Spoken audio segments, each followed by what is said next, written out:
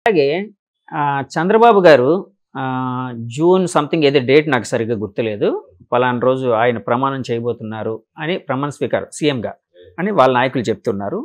జగన్ గారు జూన్ 10వ తారీఖున విశాఖపట్నంలో ప్రమాణ స్వీకారం చేయబోతున్నారని వాళ్ళ నాయకులు చెప్తున్నారు. అంటే ఇదే ఇందాక అనుకున్నాం కదా, ఏ ప్రతి పార్టీ వాళ్ళు కూడా వాళ్ళ నాయకులు వాళ్ళ కాడర్ యొక్క జోష్ ఉంచడానికి మీరు ఏ డేట్ ఇష్టపడుతున్నారు అని అడుగుతున్నారు. అలాగే నేను ఏంటంటే ఏ డేట్ అయినా కావచ్చు, కానీ ఫైనల్ గా రాష్ట్రం అన్నది ఎదగాలని నేను కోరుకుంటాను. ఎవరి లీడర్షిప్ అయినా కానీ ఈసారి ఇవన్నీ మరిచిపోయి ఈ విధంగా ఈ రాజకీయాలన్నీ మరిచిపోయి ఒక 5 సంవత్సరాలు అందరం కలిసి పనిచేద్దామని అంటున్నాను నేను. 5 సంవత్సరాలు, ఒక్క 5 సంవత్సరాలు అందరం కలిసి పనిచేసి మన రాష్ట్రాన్ని అభివృద్ధి చేద్దామన్నది నా కాన్సెప్ట్. సార్, ఇందాకలా అధికార వికేంద్రీకరణ కోసం మాట్లాడుతూ నేను ఒక క్వశ్చన్ కూడా అడిగాను. 3 రాజధానుల వికేంద్రీకరణ అంటున్నారు కదండి జగన్ గారు అని అన్నాను. సో ఆ విధంగా 3 రాజధానులు అంటే 3 రాజధానులు పెట్టడం వలన వికేంద్రీకరణ జరిగి ఇది అంటే డెవలప్మెంట్ జరిగే అవకాశం ఉందని మీరు భావిస్తున్నారా? ఇప్పుడు మన రాష్ట్రం యొక్క విచిత్రమైన షేప్ చూడండి. ఆల్మోస్ట్ 1400 కిలోమీటర్లు మొత్తం కలిపేసి మీరు అంచనా వేసుకుంటే అది చాలా పొడవుగా ఉంటుంది. కాబట్టి క్యాపిటల్ అన్నది ఎప్పుడు కూడా సెంట్రల్గా లొకేట్ అవుతుంది. క్యాపిటల్ కావాల్సిన లక్షణాలు కూడా చాలా ఉన్నాయి. క్యాపిటల్ అన్నది ఒక నదీ ప్రవాహ ప్రాంతంలో ఉండడం, సెంట్రల్గా ఉండడం, అందరికీ అప్రోచబుల్గా ఉండడం, ల్యాండ్ అవైలబిలిటీ ఉండడం, ఇవన్నీ కూడా. ఎందుకంటే అమరావతి అన్నది ఒక రాజధానిగా మనమంతా అసెంబ్లీ సాక్షిగా తీసుకున్న నిర్ణయం.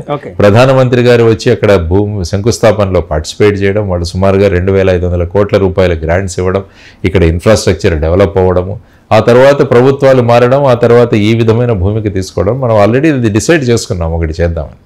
ఇప్పుడు ఏమవుతుంది, 3 రాజధానులు అంటున్నాం. ఇక్కడ నుంచి పాలనా రాజధాని విశాఖపట్నం, తర్వాత ఇప్పుడు ఏదైనా తర్వాత వచ్చేసి జ్యుడిషియల్ క్యాపిటల్ కర్నూలు అని, న్యాయపరమైన రాజధాని కర్నూలు అని, తర్వాత ఈ శాసన పరంగా లెజిస్లేటివ్ క్యాపిటల్ వచ్చేసి అమరావతిలో ఉండాలని మీరు అంటున్నారు.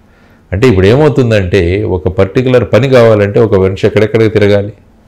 ఫర్ ఎగ్జాంపుల్ ఇచ్చాపురంలో ఉన్న వ్యక్తి హైకోర్టుకి వెళ్ళాలి, ఇచ్చాపురం నుంచి కర్నూలుకి వెళ్ళాలి. ఆ విధంగా ఫర్ ఎగ్జాంపుల్ కుప్పంలో ఉన్న వ్యక్తి ఏదైనా ఒక ఫైల్ పట్టుకొని వెళ్ళాలి, ఏదైనా మూమెంట్ విశాఖపట్నానికి రావాలి. సో ఎలా అవుతుంది చూడండి ఈ క్రిస్ క్రాసింగ్.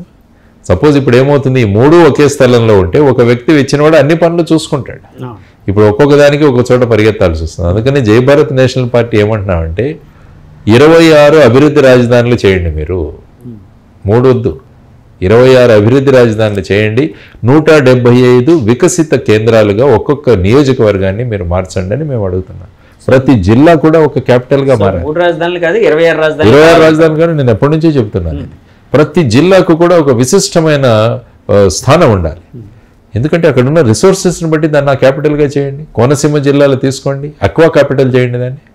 అక్వా కల్చర్ ఉంది, రైస్ ఉంది, మన దగ్గర ప్యాడీ పండుతుంది బ్రహ్మాండంగా. వాటన్నింటినీ క్యాపిటల్ అక్కడ తయారు చేయండి. ఐటీ క్యాపిటల్గా విశాఖపట్నాన్ని తయారు చేయండి. తర్వాత వచ్చేసి మినరల్ క్యాపిటల్స్, తర్వాత హార్టికల్చర్ క్యాపిటల్గా రాయలసీమ జిల్లాను డెవలప్ చేయండి. ఇలా రకరకాల స్కోప్ ఉంది మనం చేయడానికి. డైరీ క్యాపిటల్గా మీరు చిత్తూరు ఆ జిల్లాని డెవలప్ చేయండి. ఎందుకంటే అక్కడ వాతావరణం కావచ్చు, అక్కడ ఉన్న ఇది కావచ్చు, ఆ విధంగా మీరు తయారు చేయొచ్చు. ఒక్కొక్క జిల్లాని మినరల్ క్యాపిటల్ చేయొచ్చు, ట్రాన్స్పోర్టేషన్ క్యాపిటల్. ఈ సేమ్ మోడల్ మీకు తమిళనాడులో దొరుకుతుంది. తమిళనాడు ఒక్కసారి మీరు అనలైజ్ చేస్తే అది ప్రతి జిల్లా కూడా ఒక క్యాపిటల్. వెళ్ళండి మీరు శివకాశీకి వెళ్ళండి, మీకు ప్రింటింగ్ అక్కడే, బాణాసంచా అక్కడే, తర్వాత తిరుపూర్కి వెళ్ళండి, హోయసరి అంతా మనం ఈ బనియన్లు కానీ వీటిలన్నిటి కూడా తిరుపూర్లో జరుగుతుంది.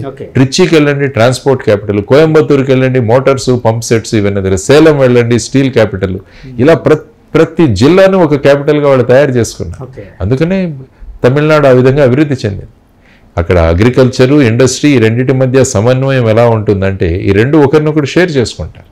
సో ఆ విధంగా చేసుకునే కెపాసిటీ మనకు బ్రహ్మాండంగా ఉంది. ఆంధ్రప్రదేశ్ అనేది ఒక తమిళనాడుగా తయారవ్వాలన్నట్టు, అంటే ప్రతి జిల్లా కూడా ఒక కేంద్రంగా కావాలి అన్నది నా కాన్సెప్ట్. ఆ విధంగా తమిళనాడు తరహాలో అవ్వాలి. ఇప్పుడు ఏంటి, ఫర్ ఎగ్జాంపుల్ మీరు కర్నూలులో హైకోర్టు పెట్టారు, ఏమవుతుంది, హైకోర్టు జడ్జీలందరూ అక్కడికి వెళ్తారు, ఒక బిల్డింగ్ వస్తుంది, జిరాక్స్ షాపులు పెరుగుతాయి, అక్కడ ఉన్న రియల్ ఎస్టేట్ పెరుగుతుంది, రెంటల్ వాల్యూస్ పెరుగుతాయి.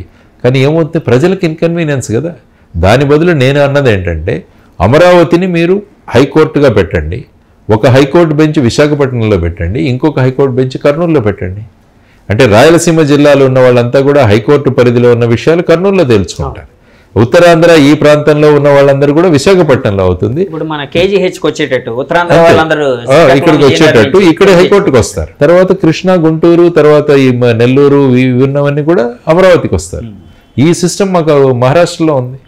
బాంబేలో మెయిన్, ఔరంగాబాద్లో ఒక బెంచ్, తర్వాత వచ్చేసి మాకు నాగ్పూర్లో ఒక బెంచ్. తర్వాత కావాలంటే ఒక సెషన్ మీరు ఎక్కడైనా పెట్టండి. సార్ ఈ బెంచ్ కావాలి అంటే ఇప్పుడు ఇలా పెట్టాలి అంటే మనం సుప్రీంకోర్టు గైడ్ లైన్స్, హైకోర్టు వారిని తీసుకుని రాష్ట్రపతి దగ్గరికి వెళ్ళి మనం తీసుకోవచ్చు. అది చేయొచ్చు. అది సులభం, అది చాలా సులభం. హైకోర్టుతో అయిపోతుంది అది పని. ఎందుకంటే ఆల్రెడీ రాష్ట్రపతి గారు నోటిఫికేషన్ ఇష్యూ చేసేసారు అమరావతి. ఇప్పుడు ఇక్కడ దీన్ని హైకోర్టు సుప్రీంకోర్టుతో కన్సల్ట్ చేసుకుని దాన్ని బట్టి 2 బెంచెస్ పెట్టుకోవచ్చు. ఏముంది అది అది అది వికేంద్రీకరణ. అంటే ఫైనల్ గా వికేంద్రీకరణ అన్నది ప్రజల యొక్క సౌకర్యం కోసం ఉండాలి, ప్రజలను కష్టపెట్టడానికి కాదు. మీరు ఆ చివరి నుంచి ఈ చివరికి వెళ్ళండి, హైకోర్టు కావాలంటే కర్నూలుకి వెళ్ళండి, అభివృద్ధి మీకు ఏదైనా ఎగ్జిక్యూటివ్ మ్యాటర్ ఉంటే మీరు ఇక్కడికి రండి, లేదంటే లెజిస్లేచర్ జరగాలంటే కావాలంటే మీకు ఒక సెషన్ మీరు విశాఖపట్నంలో పెట్టండి, ఒక బడ్జెట్ సెషన్ మీరు ఇక్కడ పెట్టుకోండి, ఒక వింటర్ సెషన్ కర్నూలులో పెట్టండి, ఒక వింటర్ సెషన్ విశాఖపట్నంలో పెట్టండి. సో దట్ ఆ ప్రాంతంలో ఉన్న సమస్యలన్నీ కూడా చర్చించబడతాయి ఆ టైంలో మాకు. ఎందుకంటే మహారాష్ట్రలో నేను పనిచేశాను కాబట్టి మా వింటర్ సెషన్ అన్నది నాగ్పూర్లో జరుగుతుంది. సో అందరూ అక్కడికి వెళ్తారు. ఓ 15-20 రోజులు అసెంబ్లీ సెషన్స్ అన్ని కూడా నాగ్పూర్లో జరుగుతాయి. కాబట్టి ఆ ప్రాంత ప్రజలు ఎవరైతే మేము అభివృద్ధి నుంచి నోచుకోవట్లేదని విదర్భ ప్రాంతం అంటారు దాన్ని, విదర్భ వాసులంతా కూడా మాకు ఇక్కడ అసెంబ్లీ జరుగుతాం కాబట్టి అప్పుడు వాళ్ళ సమస్యలన్నీ తీసుకొస్తారు అక్కడికి, అవన్నీ డిస్కస్ అవుతాయి. సో ఆ విధంగా పెట్టుకోవచ్చు మనం. సో ఈ విధమైన ఆలోచనలు ఉండాలి అన్నది నేను కోరుకుంటున్నాను. సార్ అయితే అంటే మీ దృష్టిలో ఇప్పుడు మన ఆంధ్రప్రదేశ్ రాజధాని అని చెప్పాలంటే దేన్ని చెప్తారండి? అమరావతి మనం అందరం కూడా కట్టుకున్నది అమరావతి. జగన్మోహన్ రెడ్డి గారు స్వయంగా చెప్పారు, మిగతా వాళ్ళు ఎవరు ఇల్లు కట్టుకోలేదు, నేను కట్టుకున్నాను ఇక్కడ అని. కాబట్టి అమరావతి రాజధాని అని అన్నారు. వాళ్ళ మంత్రులు కూడా చాలామంది కూడా మాట్లాడారు.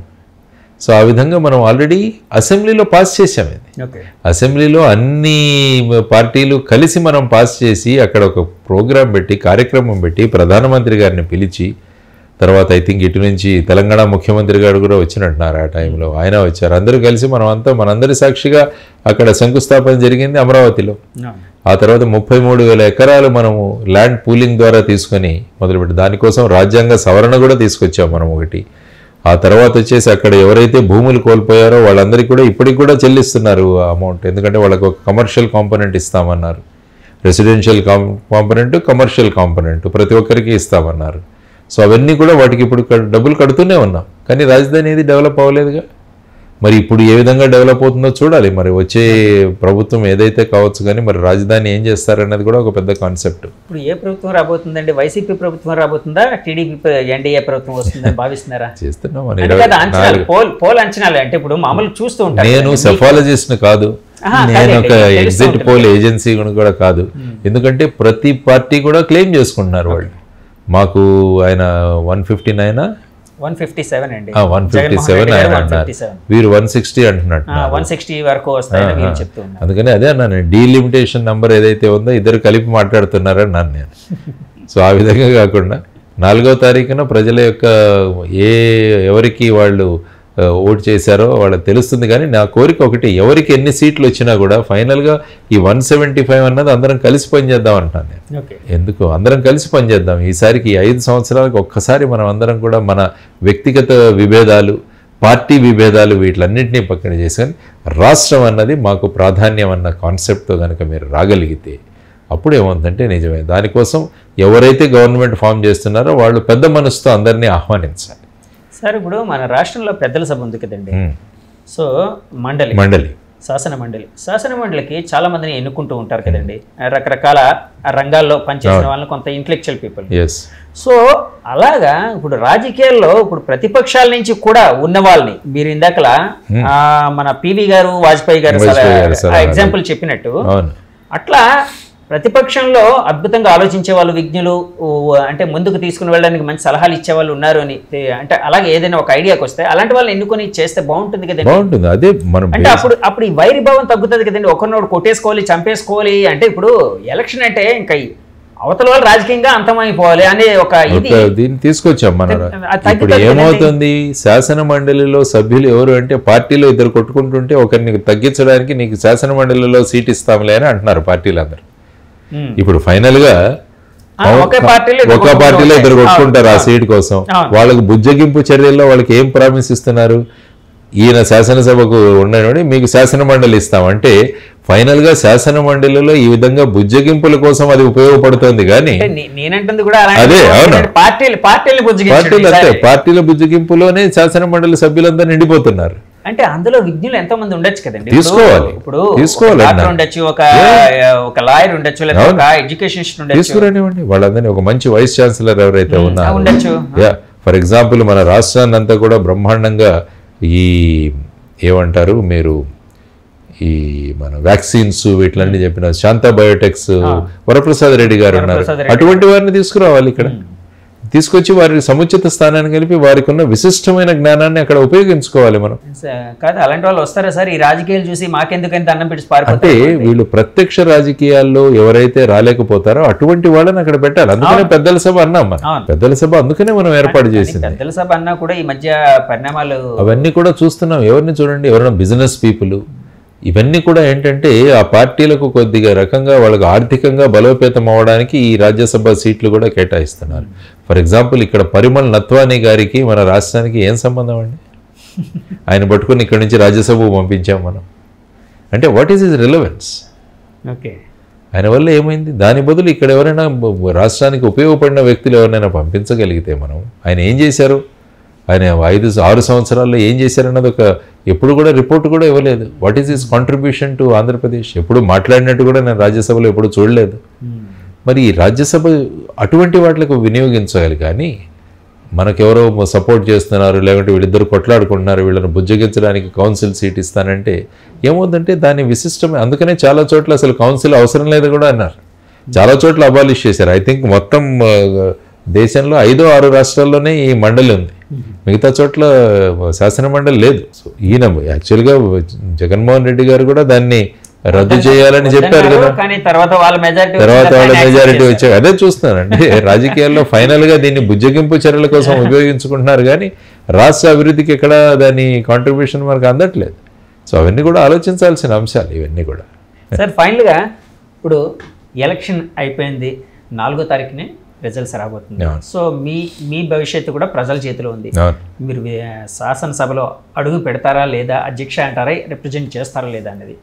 ఒకవేళ శాసనసభలో అడుగు పెట్టకపోయినా కూడా, అంటే ఒకవేళ అలాంటి పరిస్థితి అంటే అడుగు పెట్టాలని కోరుకుంటున్నాం అందరూ మీలాంటి వాళ్ళు, ఒకవేళ మీకు తీర్పు వ్యతిరేకంగా వచ్చినా కూడా ఇదే రాజకీయ వ్యవస్థలో ఉంటారా? ఉంటాం, దీన్ని కంటిన్యూ తీసుకుంటే మీ మార్పు ఏదైతే దేనికోసం పోరాడుతారా సార్? ఎస్, డెఫినెట్గా. నాకేంటంటే అందరం కలిసి పోరాడదాం అన్నది ఒక కాన్సెప్ట్ 5 సంవత్సరాల కోసం. అందులో జయభారత్ నేషనల్ పార్టీ తన భూమిక ఏంటంటే ఖచ్చితంగా పోషిస్తుంది. మనం ఒక్కొక్క ఇష్యూని తీసుకొని సాల్వ్ చేద్దాం అందరం కలిసి.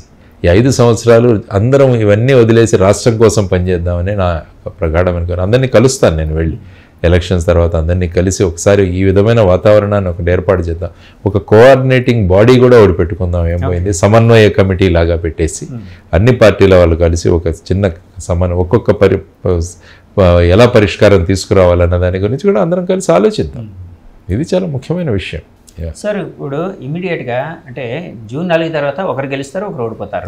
సో ఓడిన పార్టీ చేయాల్సిన పని ఏంటంటే, ఓడిన పార్టీ చేయాల్సిన పని ఏం లేదు. ఓడిన పార్టీ అంటే ఏంటంటే ఆ ప్రజల అభిమతాన్ని వాళ్ళు ప్రకటించలేదు అన్నది. యాక్చువల్గా మీరు చూసుకుంటే ఏ పార్టీ గెలిచిన పార్టీ కూడా వాళ్ళకు వచ్చే ఓట్లు చూసుకుంటే 40-45% అంటే 55% ప్రజలు మిమ్మల్ని కోరుకోలేదనే కదా. మీకు 45%తో మీరు కనుక రేపు గవర్నమెంట్ ఫామ్ చేస్తే అంటే రాష్ట్రంలో 55% మంది మిమ్మల్ని కోరుకోలేదు. కాబట్టి నేను అనడం ఏంటంటే ఈ 55%ని కోరుకున్న వాళ్ళు ఎవరు? ప్రతిపక్షాలు, మిగతా పార్టీలు. కాబట్టి వీటిలన్నింటినీ కలిపి 100% చేద్దామంటున్నాను. ఒక 100%గా మనం అందరం కలిసి మనం కోరుకుందాం అన్నది. సో మెయిన్ బ్రాడ్ ఇష్యూస్ ఏంటో నోట్ చేసుకుందాం. సో వాటన్నిటి గురించి అందరం కలిసి పనిచేద్దాం. అంటే నా ఉద్దేశం ప్రజాస్వామ్యం ఫరిడి వెళ్ళాలి అంటే బాగుండాలి అని అంటే ఈ ఓడిన పార్టీ వాళ్ళు ఇప్పుడు గెలిచిన వాళ్ళు ఎలాగా జోష్లో ఉంటారు. సో వాళ్ళ అధికారం వాళ్ళ చేతిలో ఉంటుంది కాబట్టి వాళ్ళ అనుకున్నట్టు ఒక పరిపాలన సాధించడానికి ప్రయత్నిస్తారు. ఓడిన పార్టీ వాళ్ళు ఎలా ప్రజాస్వామ్యాన్ని ముందుకు తీసుకుని వెళ్ళాలి? అది ఏమవుతుందంటే గెలిచిన పార్టీ వాళ్ళు ఓడిన పార్టీ వాళ్ళని ఎలా సమన్వయం చేసుకుంటున్నారు, వాళ్ళని సమావిష్టం చేసుకుంటున్నారు, దాని మీద మీరు అన్నట్టు ప్రజాస్వామ్యం పరిడ వెళ్ళడానికి. ఎందుకంటే అది మెజారిటీ పార్టీ ఎప్పుడు కూడా చిన్న పార్టీని కలుపుకొని తీసుకువెళ్ళగలరు. ఇందులో మంచి ఎక్స్పర్ట్స్ ఉంటే వాళ్ళని కమిటీల్లో వేయండి. ఇందులో మంచి విఘ్నత ఉన్నవాళ్ళు ఎవరైనా మంచి హైలీ క్వాలిఫైడ్ ఉంటే వాళ్ళ కింద ఒక కమిటీ వేయండి. ఏం పోయింది? మీరు అంతగా అయితే వీలైతే ఇందులోంచి ఒక 2-3 మినిస్టర్ ఇవ్వండి, 2 మినిస్టర్లుగా తీసుకోండి. ఏం పోయింది? రాజా రామన్న గారు ఉండేవాళ్ళు అప్పుడు, ఆయన అటామిక్ ఎనర్జీ కమిషన్, ఆయన విపి సింగ్ గవర్నమెంట్లో ఆయన మంత్రిగా ఇచ్చారు ఆయన. ఇలాంటి ఉదాహరణలు ఉన్నాయి మనకు. ఫర్ ఎగ్జాంపుల్ సుబ్రహ్మణ్యం స్వామి గారు, ఆయన జనతా పార్టీలో ఉండేవారు. ఆయన్ను కామర్స్ దీనికి ఒక పెద్ద కమిటీకి ఆయన చైర్మన్. పివి నరసింహారావు గారు ఉన్నప్పుడు చేశారు అది. ఇది రాజనీతి. కాబట్టి వచ్చే 5 సంవత్సరాలకు మనకు కావాల్సింది రాజకీయం కాదు, ఈ స్టేట్కి రాజనీతి కావాలన్నది నేర్చుకోవాలి. కాబట్టి అందరూ కూడా వాళ్ళ పర్సనల్ ఈగోస్ వదిలేసి ఈ గిరిగీసుకొని మనం ఉండకుండా రాష్ట్రం మన పరిధి అన్నది కనుక భావించు, మన నియోజకవర్గం మన పరిధి కాదు, మన రాష్ట్రం మన పరిధి అని ప్రతి ఒక్క ఎమ్మెల్యేలు ఆలోచించినప్పుడు ఏమవుతుందంటే ఆ విధమైన సౌహార్దం, ఆ విధమైన కార్డియల్ రిలేషన్ ఏదైతే ఉంటుందో ఆ విధంగా మనం తీసుకువెళ్ళాలి.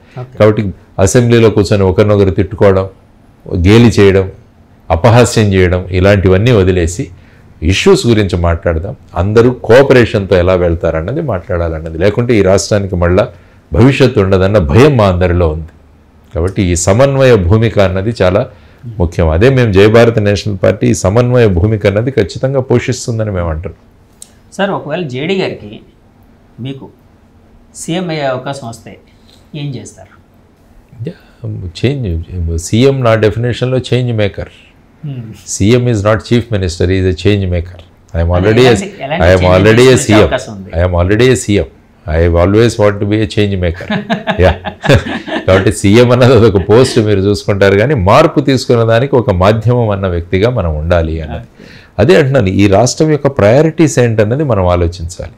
మొదటి ఈ రాష్ట్రానికి ఉన్న వనరులు ఏంటి, ఈ రాష్ట్రానికి ఉన్న అద్భుతమైన అవకాశాలు ఏంటి, హ్యూమన్ రిసోర్సెస్ ఎంత ఉంది, మనం ఏ విధంగా రాష్ట్రాన్ని అభివృద్ధి చెందవచ్చు అన్నది.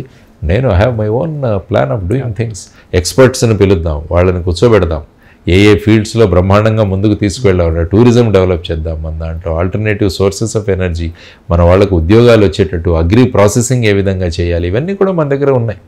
వీటన్నిటినీ సమిష్టిగా కూర్చొని మనం చేద్దాం. మూతపడిపోయిన ఈ షుగర్ ఫ్యాక్టరీలు ఉన్నాయి, వీటన్నిటినీ కూడా కేవలం షుగర్గా కాకుండా వాటి నుంచి మొలాసెస్ కానీ మిగతా ఎన్నో విషయాలు మనం అందులో తయారు చేయవచ్చు. కాబట్టి ముఖ్యంగా ఇతర దేశాలు ఏ విధంగా చేస్తున్నాయి, ఫర్ ఎగ్జాంపుల్ వియత్నాం లాంటి దేశం ఫుడ్ ప్రాసెసింగ్లో ఎంత ముందుకు వెళ్ళిందో చూడండి. మన దగ్గర హార్టికల్చర్ ఇంత ఉన్నా కూడా మనకు ఎంతో నష్టపోతున్నాం. వీటన్నిటిని కూడా ఎలా మనం ప్రాసెసింగ్ చేసి వాల్యూ యాడ్ చేయవచ్చు. ఒకసారి వియత్నాం నుంచి వచ్చే ఫ్రూట్స్ అవి ఒకసారి చూడండి, వాళ్ళు ఎట్లా మన ఈ కుర్కురేలు ఇవి ఉంటాయి కదా, దాని బదులు వాళ్ళు ఫ్రూట్స్ని ఆ విధంగా తయారు చేసి అందులో ఉన్న మాయిశ్చర్ తీసేసి వాళ్ళు పెడతారు. కాబట్టి మీరు సంవత్సరం పొడుగునా మీరు పిల్లలు ఆ విధంగా ఫ్రూట్ ఎంజాయ్ చేయొచ్చు.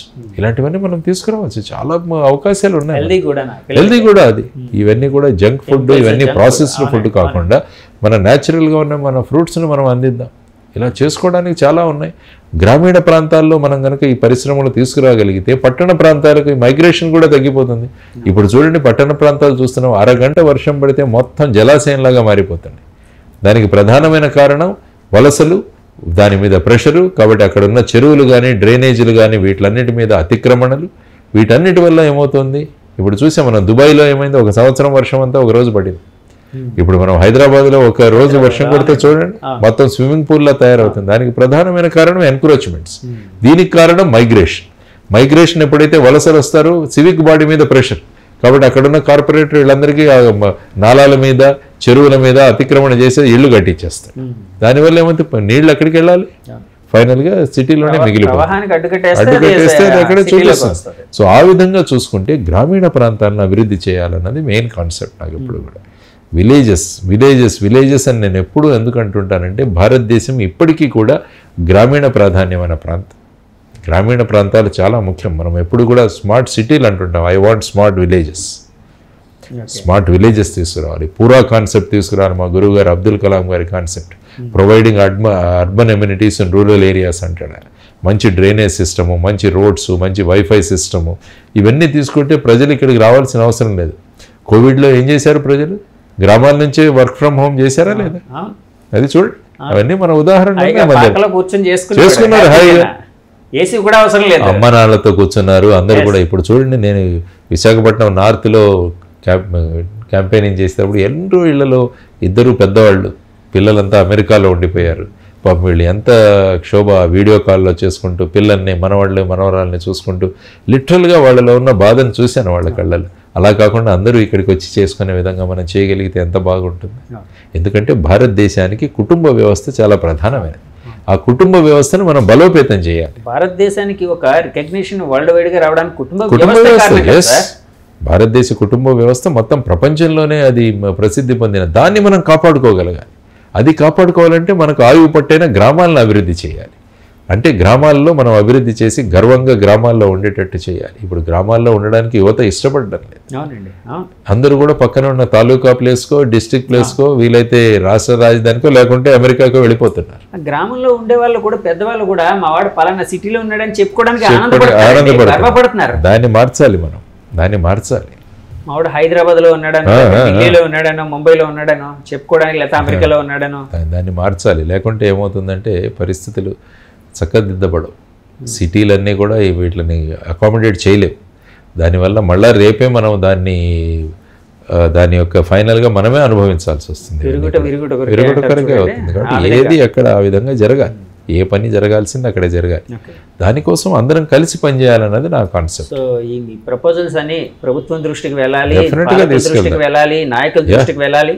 వాళ్ళు ఒక మార్పు రావాలని మనస్ఫూర్తిగా ఆశిస్తూ ఒక మంచి అద్భుతమైన ఆంధ్రప్రదేశ్ని, మీరు కళ్ళగన్న ఆంధ్రప్రదేశ్ రేపు పొద్దున్న రావాలని మనస్ఫూర్తిగా కోరుకుంటున్నామండి. Thank you very much sir, చాలా సుదీర్ఘంగా టైం ఇచ్చారు. చూసారు కదండి, జేడి లక్ష్మీనారాయణ గారితో ఒక సుదీర్ఘమైన ఇంటర్వ్యూ. అంటే ఆయనతో ఎప్పుడు ఇంటర్వ్యూ చేసినా నేను చాలా సుదీర్ఘంగానే చేస్తానని వేరే విషయం, కానీ ఈరోజు రకరకాల విషయాల మీద చేసే అవకాశం వచ్చింది. ఈ ఇంటర్వ్యూ మీకు నచ్చితే మా ఛానల్ లైక్ చేయండి, కామెంట్ చేయండి, షేర్ చేయండి, సబ్స్క్రైబ్ చేయండి. Thank you very much. Signing off మీ జగదీష్. Bye bye.